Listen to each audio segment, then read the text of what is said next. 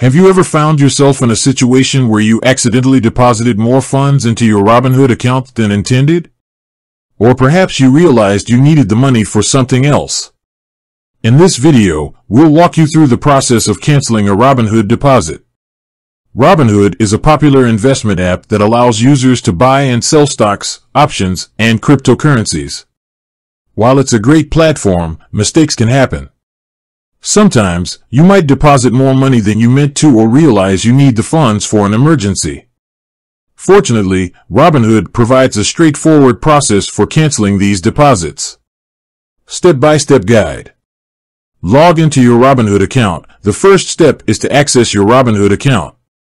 You can do this by opening the app on your smartphone or visiting the Robinhood website on your computer.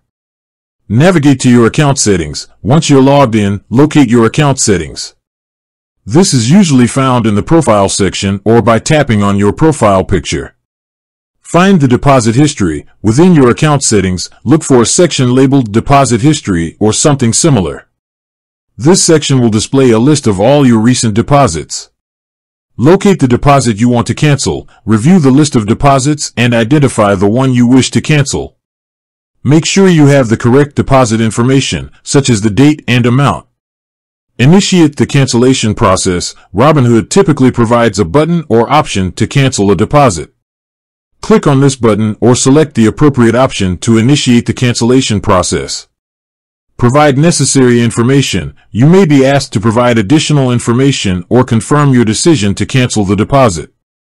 Follow the on-screen instructions and provide the requested details. Confirm cancellation. After providing the necessary information, you will usually be presented with a confirmation screen. Double-check the details to ensure you're canceling the correct deposit. Once you're satisfied, confirm the cancellation.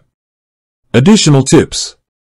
Timeliness. While Robinhood generally allows you to cancel deposits within a certain time frame, it's best to act as quickly as possible.